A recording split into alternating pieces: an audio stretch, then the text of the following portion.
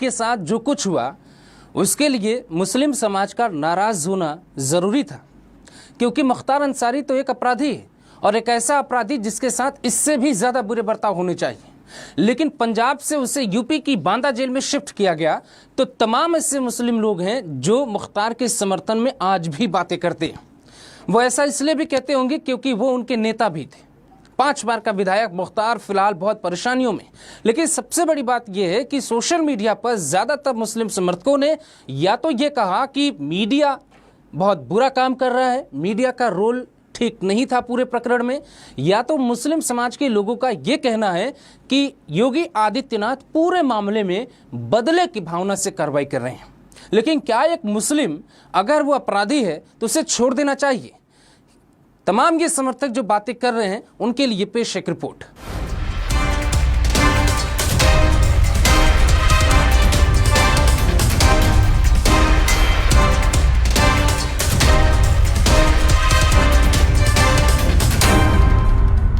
मुख्तार अंसारी के ऊपर हुई कार्रवाई से क्या देश का मुसलमान योगी सरकार से नाराज है? क्या मुसलमानों को यह लगता है कि योगी सरकार में मुख्तार अंसारी पर हुई कार्रवाई बदले की भावना है? हमने इसकी पड़ताल की। हमने ये जानना चाहा कि एक अपराधी और माफिया छवि के व्यक्ति के साथ आखिर क्यों मुस्लिम समाज के लोग खड़े हैं। मुख्तार अंसारी बेशक उनके नेता हो सकते हैं, लेकिन इस देश के इतने बड़े अपराधी हैं जिसे माफ नहीं किया जाएगा। फिर भी इसके कुछ उदाहरण आपके सामने सोशल मीडिया पर मौजूद है। मुख्तार अंसारी के वीडियो पर तमाम मुसलमानों ने उन्हें या तो अपना शेर बताया या फिर मसीहा, और ये भी बताया कि मसीहा कभी मारा नहीं जाता। ज्यादातर लोगों के कमेंट से साफ पता चलता है कि लोग मुख्तार को आज भी अपना शहंशाह मानते हैं। लेकिन ये कितना गलत है। किसी अपराधी के लिए किसी एक समुदाय के लोगों का ये प्रेम लोकतंत्र के लिए खतरा है।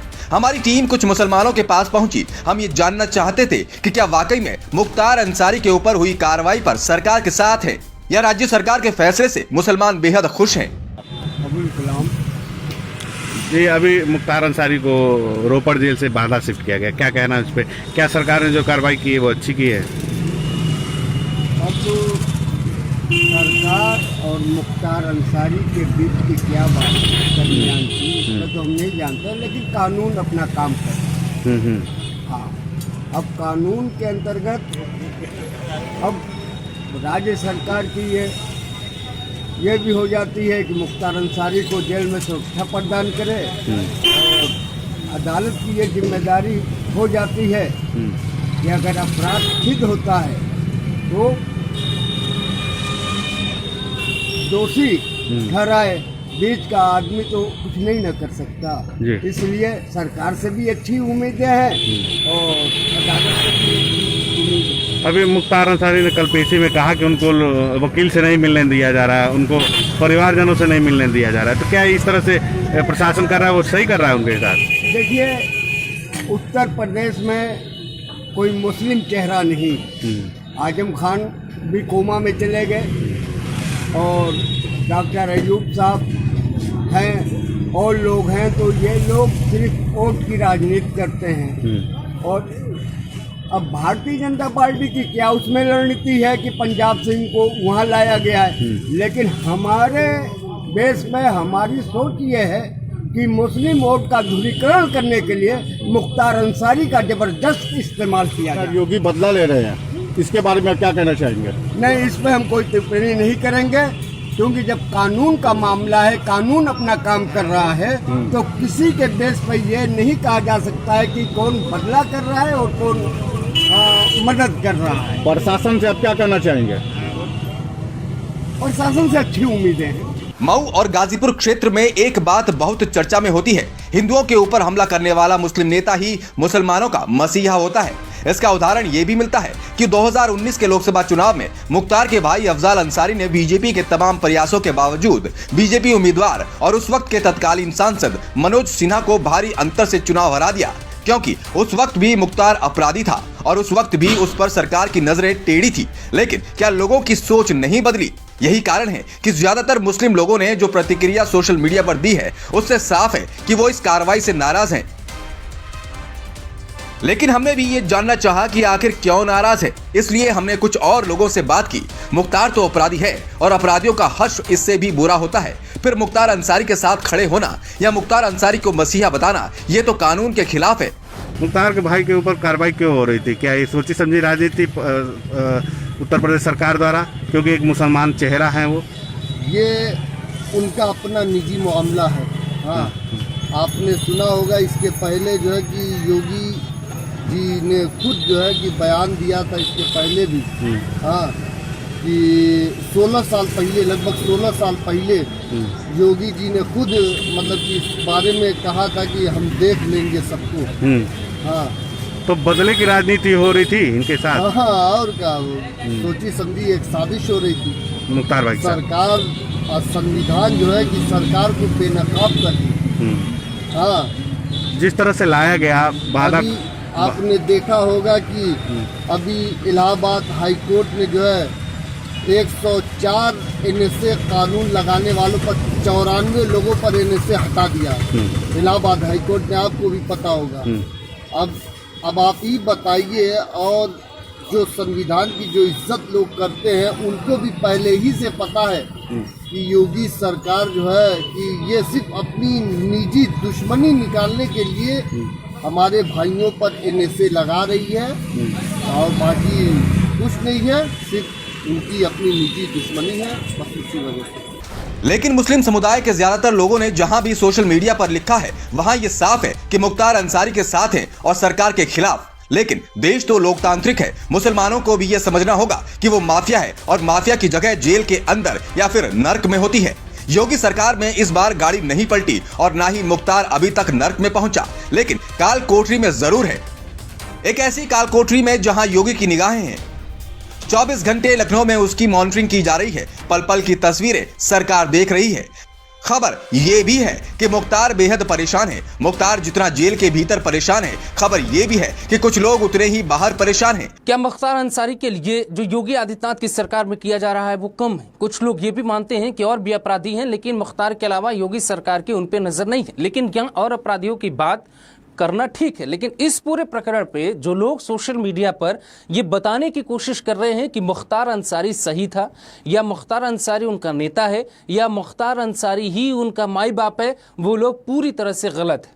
वो एक नेता के साथ साथ बहुत बड़ा माफिया, बहुत बड़ा अपराधी और कानून का हत्यारा है। ऐसे व्यक्ति के साथ वही होना चाहिए जो तमाम हत्यारों के साथ होता है, तमाम अपराधियों के साथ होता है। लेकिन सोशल मीडिया पे जो प्रतिक्रिया सामने आ रही है उससे ये साफ है कि मऊ, गाजीपुर, आजमगढ़, बनारस में तमाम जो इसके समर्थक हैं वो मीडिया और योगी सरकार को दोषी मानते हैं, जबकि हत्यारा तो मुख्तार अंसारी है। रिपोर्ट देखिए। वो लोग कौन हैं जो देश के लोकतंत्र के खिलाफ है, जिन्हें आज भी मुख्तार अंसारी पसंद है, जो मुख्तार अंसारी को अपना माई बाप मानते हैं, जो मुख्तार अंसारी के लिए कुछ भी लिखने, पढ़ने या बोलने के लिए तैयार हैं। ज्यादातर मुसलमानों ने यह भी कहा कि मुख्तार के ऊपर की गई कार्रवाई बेहद शानदार है, लेकिन इसमें राय बटी है। कुछ मुसलमान अभी भी मुख्तार को इंसाफ दिलाने की बात करते हैं, तो कुछ मुसलमान अभी भी मुख्तार अंसारी को मसीहा बताते हैं, जबकि कुछ मुसलमानों ने यह भी बताया कि योगी सरकार में हुई कार्रवाई निश्चित तौर पर बेहद शानदार है। एक अपराधी के साथ यही होना चाहिए, लेकिन सबसे बड़ा सवाल है कि मुख्तार अंसारी को बांदा की जेल में शिफ्ट किया गया, लेकिन इसका असर पूर्वांचल में क्या होगा? गाजीपुर, मऊ, आजमगढ़, वाराणसी, मिर्जापुर, चंदौली, सोनभद्र और इसके साथ साथ बलिया में मुख्तार अंसारी के वर्चस्व में क्या फर्क आएगा? मुख्तार अंसारी के बारे में कहा जाता है कि जौनपुर से लेकर आजमगढ़ तक मुख्तार अंसारी का वर्चस्व रहा है, लेकिन अभी भी जेल में जाने के बाद यही वह क्षेत्र है जहां के मुसलमानों ने अभी भी मुख्तार को अपना मसीहा बताया। इससे सरकार को फर्क नहीं पड़ता। मुख्तार के साथ जो हुआ उसके लिए पूरे देश को एक साथ सरकार के साथ खड़ा होना चाहिए, क्योंकि मुख्तार ने न जाने कितने परिवारों की जिंदगी बर्बाद कर दी है, न जाने ऐसे कितने परिवार हैं जिनके सीने पर आज भी जख्म हरे हैं। हालांकि भारत में आमतौर पर अपराधी या किसी इस तरह के व्यक्ति के साथ लोग अपनी राय जोड़ लेते हैं। मुन्ना बजरंगी की जब हत्या हुई तो कुछ लोगों ने उसे अपना समाज से जोड़ लिया, जबकि कुछ लोग ये कहते हैं कि धनंजय सिंह जैसे माफिया को सरकार इसलिए बचाती है क्योंकि धनंजय सिंह के नाम के आगे ठाकुर शब्द जुड़ा है। मुख्तार अंसारी के साथ खड़े तबके को लगता है कि योगी सरकार धनंजय सिंह को अभी तक वह सजा नहीं दी जो उन्हें दे दी जानी चाहिए थी। इस बात की नाराजगी भी उनके समर्थकों में खूब दिखाई देती है। पूर्वांचल को याद है, मुख्तार और धनंजय सिंह के बीच कभी भी बात नहीं बनी।